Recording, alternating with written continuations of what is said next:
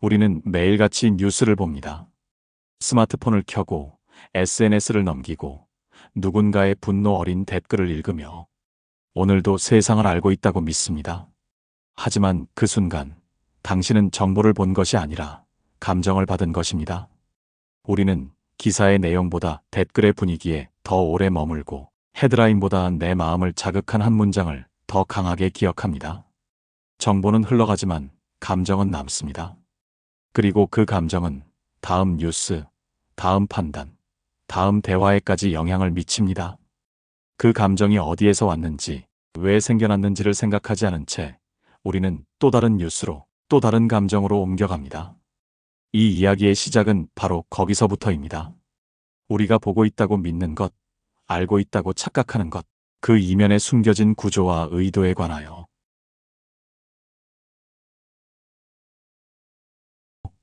뉴스를 클릭하고 기사를 스크롤하고 댓글을 확인할 때 우리는 마치 정보를 얻고 있다고 믿습니다. 무언가를 배웠다고, 사회의 흐름을 읽었다고, 이슈를 따라가고 있다고 착각합니다.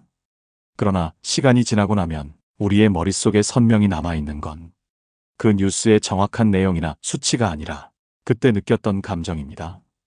분노, 혐오, 불안. 그리고 그 감정은 실제 사실보다 훨씬 더 오래 남아 우리의 인식과 판단, 그리고 말과 행동에 영향을 줍니다. 예를 들어 한때 뉴스에 이런 제목이 올라온 적이 있습니다. 외국인에겐 월 138만 원 주고 내국인에겐 고작 30만 원?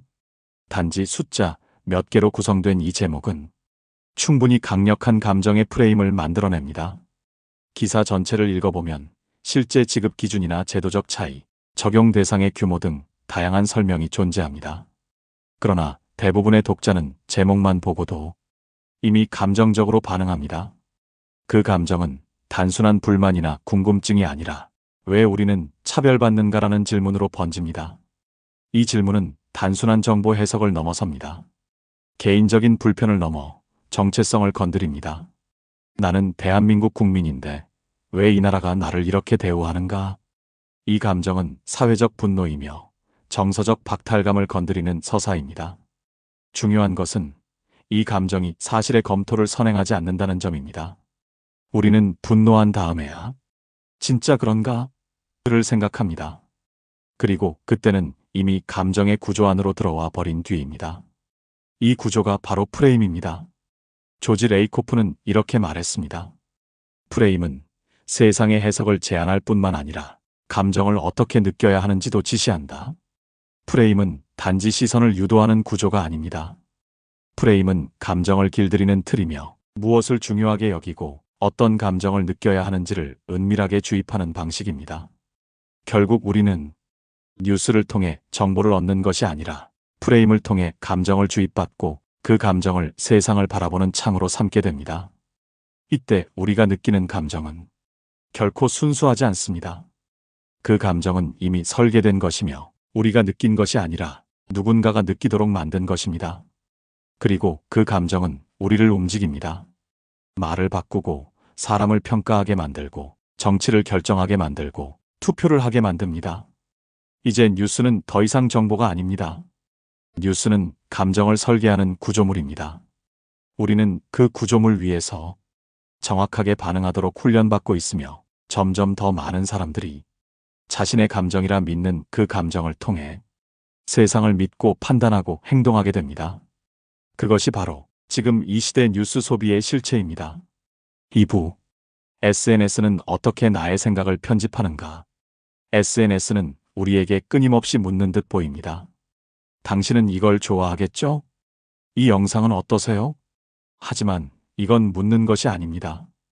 이미 우리를 파악하고 반응을 예측하며 그 예측에 맞춘 정보를 제공하는 것입니다. SNS는 기억합니다. 우리가 어떤 뉴스에 오래 머물렀는지, 어떤 글을 끝까지 읽었는지, 어떤 게시물에 좋아요를 눌렀는지를. 그 기억은 알고리즘이라는 이름의 편집자에게 넘어갑니다. 그리고 그 편집자는 우리가 좋아할 만한 것들로 가득 찬 피드를 매일매일 새로 구성합니다. 처음에는 편리함으로 다가옵니다. 내가 관심 있는 주제가 자동으로 모이고 내 취향에 맞는 영상이 순식간에 뜹니다. 그러나 곧 알게 됩니다. 이 피드에는 우연히 보게 된 새로운 세계가 없습니다. 불편했지만 생각을 넓혀주던 글도 없습니다. 모든 것은 너무나 익숙하고 익숙함은 곧 확신이 됩니다. 그 결과 우리는 정보를 찾아가는 사람이 아니라 정보에 의해 보여지는 사람이 됩니다. 정보의 주도권은 우리에게 있는 듯 보이지만 실제로는 우리의 감정 반응이 주도권을 쥐고 있습니다. 한 번 분노한 콘텐츠는 10번의 차분한 글보다 더 오래 기억되고 더 많이 확산됩니다. 왜냐하면 SNS는 사실이 아니라 반응을 기준으로 작동하기 때문입니다. 그 반응은 대부분 감정입니다. 데니얼 카너먼은 인간의 사고 체계를 느린 사고와 빠른 사고로 나누었습니다. 우리가 SNS에서 정보를 소비할 때 작동하는 것은 대부분 빠른 사고입니다. 직관적으로 판단하고 감정적으로 반응하며 논리보다는 속도가 앞서는 사고방식. 그리고 이 빠른 사고는 프레임에 매우 취약합니다.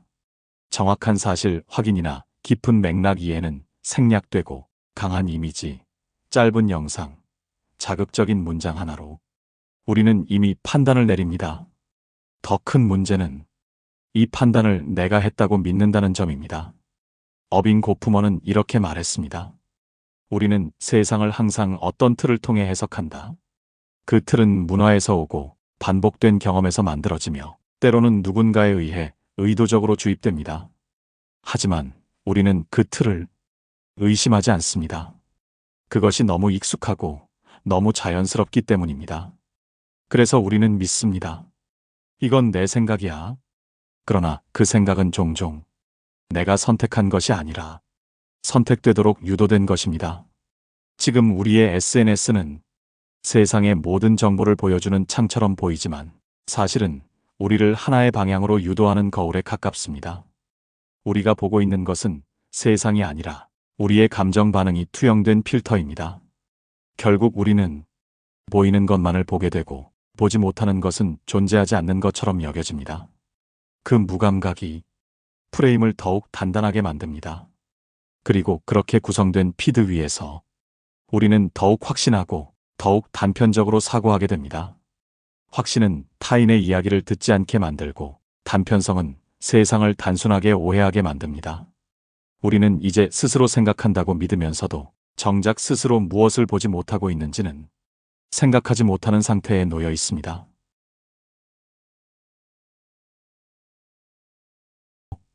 정치는 더 이상 정책의 영역에 머물지 않습니다. 우리가 알고 있던 논리와 이념, 숫자와 통계는 점점 뒷자리로 밀려나고 그 자리를 대신하는 것은 감정입니다. 요즘 정치인들이 자주 쓰는 단어들을 떠올려 봅니다. 정의, 공정, 내로남불. 이 단어들은 이제 어떤 철학이나 정책 방향보다는 감정을 자극하고 여론을 움직이는 신호로 사용됩니다. 이 언어들은 실제 내용을 담고 있지 않더라도 감정을 한 방향으로 모으는 데는 충분합니다. 정치적 언어는 이제 사실을 전달하는 문장이 아니라 공분을 유도하고 감정의 정렬을 이끄는 장치가 되었습니다. 낸시 프레이저는 말했습니다. 정치는 재분배의 투쟁이자 존재의 인정에 대한 투쟁이다. 이 말은 정치는 단지 경제적인 이익을 나누는 것뿐 아니라 누가 어떤 감정을 느껴야 하고 누가 소외되었는지를 정의하는 감정의 전장이기도 하다는 뜻입니다. 정치의 프레임은 말합니다. 당신은 무시당했다. 외면당했다. 이제 분노해야 할 시간이다. 이 프레임은 상세한 정보나 근거를 줄 필요가 없습니다. 감정 하나면 충분합니다. 그리고 그 감정은 곧바로 소속감을 만들어냅니다. 우리는 함께 분노하고 함께 실망하고 함께 무시당한 경험을 공유하면서 결속합니다. 이 감정의 결속은 확신을 낳습니다. 확신은 질문을 멈추게 만들고 다른 목소리를 의심이 아닌 적대로 바꾸게 합니다. 우리는 지금 정치에 참여하고 있다는 자각도 없이 댓글 하나, 좋아요 하나로 매일 감정의 투표를 하고 있습니다. 그 감정에 따라 정렬된 우리의 선택은 선거 공약보다도 정책 설명보다도 훨씬 강력한 설득력을 갖습니다. 왜냐하면 사람은 감정에 설득당할 때 가장 빠르게 움직이고 가장 강하게 확신하고 가장 쉽게 타인을 구분하기 때문입니다. 그래서 정치적 언어는 감정의 도구로 진화했습니다. 사실보다 더 빠르고 논리보다 더 강하게 작용하는 것. 그리고 이 모든 과정을 프레임이 지탱합니다. 프레임은 설명이 아닙니다. 프레임은 구조입니다. 감정이 고정되는 방식이며 그 감정으로 세상을 바라보게 만드는 렌즈입니다. 이 렌즈는 언제나 한 방향으로 설계되어 있고 우리는 그 방향을 스스로 선택했다고 믿지만 사실은 철저히 유도된 감정의 경로를 따라가고 있습니다. 정치적 프레임이 위험한 이유는 그것이 진실을 왜곡하기 때문만이 아닙니다. 사람을 묶는 방식이기 때문입니다. 프레임은 내가 무시당했다는 감정을 포장해주고 그들이 문제다라는 판단을 자연스럽게 이끌어내며 우리는 이겨야 한다는 구호로 결속을 만들어냅니다. 이 감정 구조 속에서 우리는 더 이상 생각하지 않습니다. 우리는 반응합니다. 정치는 이 반응을 기다립니다. 말 한마디, 이미지 한 장, 구호 한 문장으로 감정을 유도하고 그 감정을 정치적 선택으로 바꿔냅니다. 결국 우리는 매일매일 감정으로 투표하고 있습니다. 그 투표는 선거장에서만 일어나지 않습니다. 댓글 속에서 공유 버튼을 누르는 손끝에서 그저 스쳐간 뉴스의 제목 한 줄에서 이미 감정적 정렬이 이루어지고 있습니다. 이것이 프레임의 힘입니다. 프레임은 우리의 생각을 구성하지 않습니다. 우리의 감정을 구조화합니다. 그리고 그 구조 안에서 우리는 자발적으로 분노하고 자발적으로 확신하며 자발적으로 적을 만들어냅니다. 그 감정의 흐름은 개인의 판단이 아니라 정치가 설계한 구조 안에서 발생한 결과물입니다. 정치는 더 이상 이성의 언어로 우리를 설득하지 않습니다. 감정의 프레임으로 우리를 움직입니다.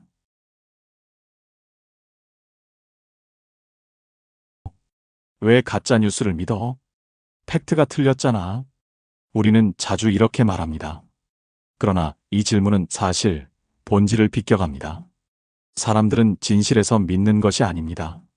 정확한 수치나 근거가 있어서가 아니라 그 정보가 자신의 감정과 잘 맞기 때문에 믿습니다. 가짜 뉴스는 정보가 아닙니다. 그것은 감정을 건드리는 장치이며 동시에 정체성을 확인시켜주는 도구입니다. 사회학자 피에르 부르디웨는 아비투스라는 개념을 통해 우리가 세상을 받아들이는 방식이 개인의 선택이 아니라 축적된 경험과 사회적 위치에서 비롯된 것임을 설명합니다. 그는 말했습니다. 인간은 사회적 위치에 따라 세상을 받아들이는 방식이 달라진다. 즉, 우리가 무엇을 믿느냐는 질문은 곧 우리가 어떤 위치에 서 있느냐는 질문이기도 합니다. 가짜 뉴스는 이 점을 너무도 잘 압니다.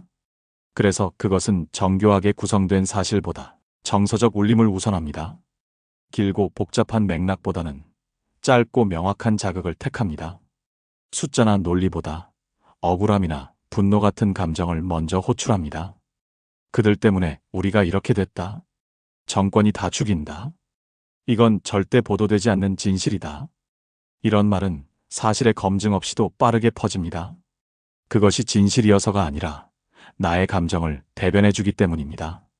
내 불만, 내 좌절, 내 소외감을 정확히 짚어주는 것처럼 느껴지기 때문에 사람들은 그 뉴스에 귀를 기울입니다.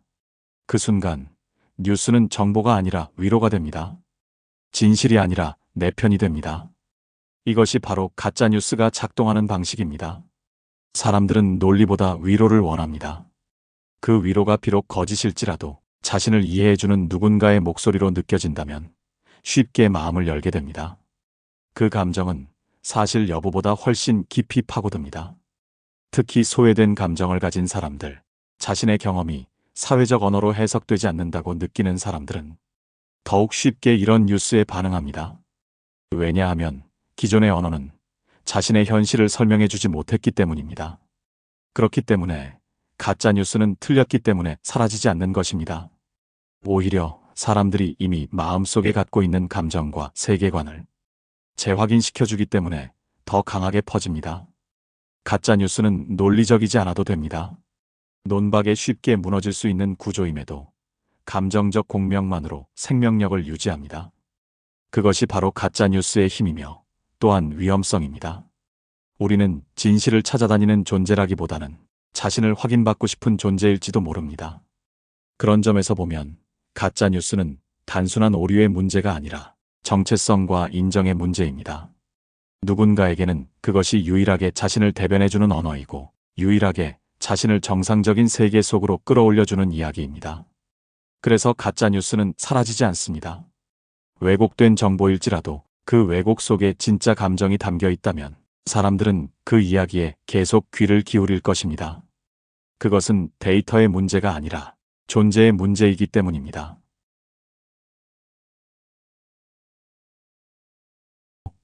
지금 우리가 가장 필요로 하는 것은 더 많은 정보도 더 빠른 뉴스도 아닙니다. 필요한 것은 속도가 아니라 거리입니다. 거리란 단순히 물리적인 거리가 아닙니다. 사유의 거리, 감정과 판단 사이에 놓인 시간의 간격, 그리고 내가 느끼는 것을 의심해 볼 수 있는 내면의 간격입니다. 프레임은 감정을 머무르게 합니다. 그 감정이 머무는 동안 우리는 생각하지 못합니다. 하지만 사유는 그 감정을 잠시 멈추고 한 걸음 물러서서 바라보는 능력에서 시작됩니다. 왜 나는 이 뉴스에 반응했을까? 왜 이 정보가 지금 나에게 도달했을까? 이 정보는 누가, 어떤 의도로, 어떤 맥락에서 보낸 것일까? 이런 질문은 단지 정보의 진위를 따지는 것이 아닙니다. 정보를 둘러싼 권력과 구조, 감정의 유도 방식 자체를 성찰하게 합니다. 철학자 미셸 푸코는 말했습니다. 진실은 말해지는 것이 아니라 누가 말할 수 있는가의 문제다. 지금 우리에게 주어지는 정보들은 무엇이냐보다 누가 말하고 있는가에 더 주목할 필요가 있습니다. 그 정보는 누군가가 설계한 틀 속에서 출발했고 그 틀은 우리의 감정을 자극하고 그 감정은 확신을 낳고 그 확신은 다른 생각을 밀어내는 구조로 이어집니다. 이 악순환을 끊는 첫 번째 방법은 느리게 생각하는 것입니다. 하루쯤은 뉴스를 끄고 SNS를 멈추고 그저 가만히 앉아 자신 안에서 올라오는 감정을 바라보는 일. 그 감정이 어디에서 시작되었는지, 무엇이 그 감정을 키웠는지, 왜 그 감정에 내가 그렇게 휩쓸렸는지를 천천히 되짚어보는 일. 그것이 사유의 시작입니다. 지금의 우리는 너무 자주 반응하고, 너무 가볍게 판단하고, 너무 빠르게 결론을 내립니다. 그러나 인간다운 사고란 그 모든 과정에 여백을 만드는 데서 시작됩니다. 그 여백 속에서 우리는 비로소 타인의 언어가 아니라 자신의 언어로 말하기 시작합니다. 세상의 목소리를 잠시 멈추고 내 안의 목소리를 듣는 일. 그 목소리는 처음에는 낯설고 어색할 수 있습니다. 그러나 익숙한 외부의 소음보다 훨씬 더 정직하게 나를 비춥니다. 이것이 우리가 다시 생각하는 인간으로 돌아가는 길입니다. 누군가는 이렇게 묻습니다. 그렇게 느리게 살아도 되는가? 세상은 빨라지고 있는데 도태되지 않겠는가? 그러나 되묻습니다. 속도를 올려서 우리는 정말 진실에 가까워졌는가? 정보는 많아졌지만 생각은 줄지 않았는가?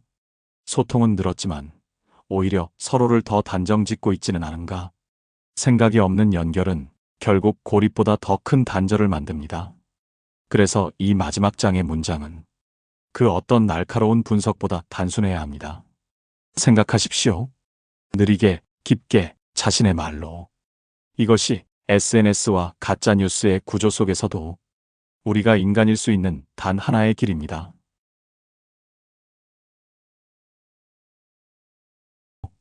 속도는 늘 우리를 조급하게 만듭니다.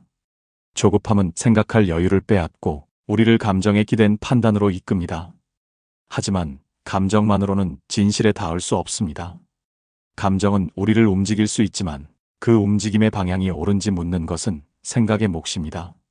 정보의 시대라 불리는 지금 가장 중요한 건 정보의 양이 아니라 그 정보를 우리가 어떻게 느끼고 어떻게 받아들이며 어떻게 해석하느냐입니다.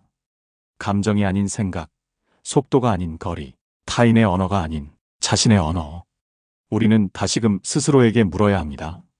지금 내가 보고 있는 것은 진짜 세상인가 아니면 누군가가 짜놓은 창을 통해 본 세상인가?